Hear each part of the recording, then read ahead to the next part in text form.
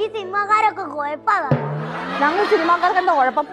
കുഴപ്പമെന്ന് പറയാന് ഇപ്പൊ എനിക്ക് കഴിയൂല. കാരണം അത്രക്ക് ഉണ്ട് നിങ്ങളെ കുഴപ്പങ്ങള്. ഓ, എണ്ണി പറയാൻ പറ്റാത്ത കുഴപ്പങ്ങളാ സിനിമാക്കാർക്കുള്ളത്. ഞാൻ എന്താ ഇപ്പൊ ഇവിടെ ഉള്ള സത്യങ്ങളൊക്കെ അല്ലേ പറയിപ്പിക്കുന്നത്?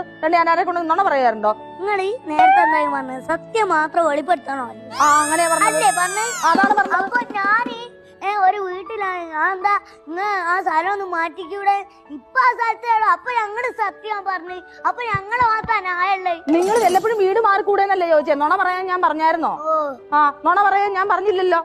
പറഞ്ഞായിരുന്നോ നുണ പറയാൻ? പറഞ്ഞു. എപ്പോ പറഞ്ഞു? നുണ പറയാൻ ഞാൻ പറഞ്ഞില്ല. ആ സ്ഥലം ഒന്ന് മാറ്റുന്നതായിരുന്നു നല്ലതെന്നാ പറഞ്ഞത്. നിങ്ങൾക്ക് അവിടെ നിന്ന് വീട് മാറാൻ പാടില്ലേന്നാ ചോദിച്ചത് ഞാൻ. അതിന്റെ അർത്ഥം ഞാൻ കണ്ടുപിടിച്ചു. അതിന്റെ അർത്ഥം അങ്ങനെ കണ്ടുപിടിക്കേണ്ട കാര്യമില്ല. അങ്ങനെ കണ്ടുപിടിക്കാൻ ഞങ്ങള് എന്താ കണ്ടുപിടിക്കുക? അത് ഞങ്ങള് വെളിപ്പെടുത്തി. നിങ്ങൾ കരാട്ടക്കാരാന്നോ തോന്നിയതങ്ങ് വിചാരിക്കുവോ? ഓ, വിചാരിക്കൂ. പിന്നെ അങ്ങനെ വിചാരിച്ച കൊള്ളത്തില്ലല്ലോ ഈ ചെറുപ്രായത്തില് തന്നെ. ചെറുവായോ വരുവായൊന്നൊന്നുമില്ല കരാട്ടയില്. ഓഹോ, കരാട്ടയിൽ സ്റ്റാൻഡേർഡാ. അതെനിക്ക് മനസ്സിലായി, നല്ല സ്റ്റാൻഡേർഡ് ആണെന്നുള്ളത്. ഈ കുട്ടിപ്പട്ടാളെന്ന് പറഞ്ഞ പ്രോഗ്രാം കാണാറുണ്ടോ? ഇതിനെ കുറിച്ചുള്ള അഭിപ്രായം എന്താ? ഇത് കുറച്ച് സ്റ്റാൻഡേർഡ് ആണ്. പക്ഷെ നിങ്ങൾ സ്റ്റാൻഡേർഡ് ആണല്ലോ. ഇച്ചിരി കൂടുതലായി പോയി. ഞാൻ നേരത്തെ തന്നെ പറഞ്ഞില്ലേ, ഒരു നെട്ട് കൂടുതലാന്ന് പറഞ്ഞില്ലേ? ഒരു നെട്ട് കൂടുതലായിരിക്കും. അതല്ലേ നിങ്ങളൊക്കെ ഒതുക്കണേ ഒരു നെട്ട് കൂടുതലാവും.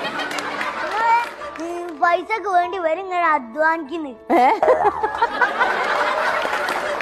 ഞാനേ ഇവരോട് ആരോടും ഇവിടെ ഇരുന്ന് പണി നോക്കാൻ പറഞ്ഞിട്ടൊന്നും അല്ല കേട്ടോ. ഇവരെ എന്നെ പണി എടുപ്പിക്കുന്നതാ ഇപ്പൊ നിർത്തി.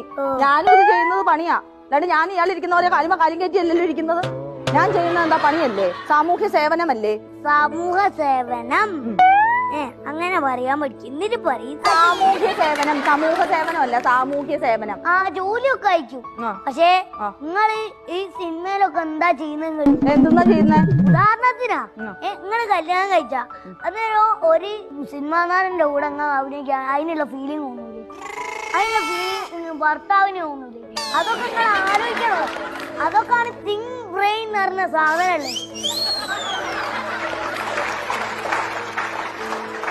ഞാനിപ്പോ എന്തിനൊരു ഉത്തരം പറയും? ഇതെങ്ങനെ ഞാനൊന്നും മുഴുമിപ്പിക്കും? ഈശ്വര, ഇതിന് ഉത്തരം ഒന്ന് ഉപ്പോടി ചോദിക്കട്ടെ. ഞാനൊരു ഭർത്താവേ അല്ലെന്ന്. ഒരു ഭർത്താവിന്റെ ഫീലിംഗ് എന്ന് പറഞ്ഞാൽ എന്താ അത്? ഇപ്പൊ നിങ്ങൾ അങ്ങനെ അഭിനയിക്കുക. അപ്പൊ ഓരോ മനസ്സിൽ എന്താ തോന്നുന്നത്? എങ്ങനെ? എനിക്ക് മനസ്സിലായില്ല. ഞാൻ എങ്ങനെ അഭിനയിക്കുന്നു? നിങ്ങളിപ്പോ ഒരു സിനിമാന്റെ കൂടെ അഭിനയിക്കുക. ഞാനൊരു സിനിമാ നടന്റെ കൂടെ അഭിനയിക്കുന്നു. അപ്പൊ ഓരോ എന്ത് വിചാരിക്കും? ഇഷ്ടാണെന്ന് വിചാരിക്കൂലേ? അന്നേരം ഓൾക്ക് വിഷമം തോന്നൂലേ? അന്നേരം ഒരു പിരിയൂലേ? അങ്ങനെയുള്ള കാര്യങ്ങളുണ്ട്, പല കാര്യങ്ങളുണ്ട്. എന്ത് വിഷമം? നിയമം നിങ്ങൾ സിനിമാക്കാർ നോക്കുന്നില്ല. നിയമം നോക്കാൻ അഭിനയമായിട്ടും ജീവിതമായിട്ടും കാണാൻ അറിയണം. വിവരവും ബോധവും വേണം. വിവരം നിങ്ങൾക്കാണ്, ഞങ്ങൾ പവറാണ്. പവർ ഉണ്ടായിട്ട് മാത്രം കാര്യമില്ല, മൂളയിൽ എന്തെങ്കിലും ഉണ്ടാവണം കേട്ടോ. മൂളയിൽ ഉണ്ട്, പക്ഷെ നിങ്ങളെ തലയിൽ കളിമണ്ണാണ്. ആയിക്കോട്ടെ, കളിമണ്ണ് വെച്ച് ഞാൻ ജീവിക്കുന്നുണ്ടല്ലോ.